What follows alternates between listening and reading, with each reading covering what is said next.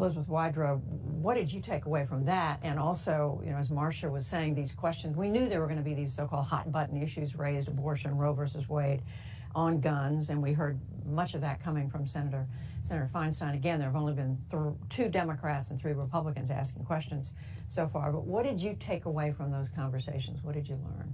Well, I think the Leahy exchange about these stolen emails and his inability, he said, to share those documents with the American public because of the way that the Republican leadership in the Senate Judiciary Committee has treated the document requests, show that what we saw yesterday, which a lot of people thought was sort of political theater, was actually a substantive complaint about the ability to not just have the senators fulfill their advice and consent duty under the Constitution, but to have the American people see this as a transparent process and to understand really all of the issues at stake.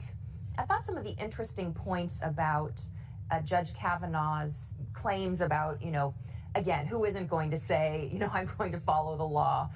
But then when you look deeper into his record, and I'll take the gun case as an example, you know, his interpretation of Heller, yes, he says he follows precedent and hews closely to the text of the law, but even his conservative colleague, Reagan appointee Judge Ginsburg, not Justice Ginsburg, Judge Douglas Ginsburg, said that his reading of Heller was, you know, the Supreme Court said nothing of the sort. That was his critique. And one of Judge Kavanaugh's brethren on the Fifth Circuit Court of Appeals said that no other circuit has adopted that view of Heller because that's simply not what the Supreme Court says. So, you know, I think you have to dig below these nice statements that anyone would say if they're being nominated to the Supreme Court. But it is, as Marcia said, a little bit difficult for the senators because they do have what might seem a long time to us, but actually not that long of a time to dig through his voluminous record.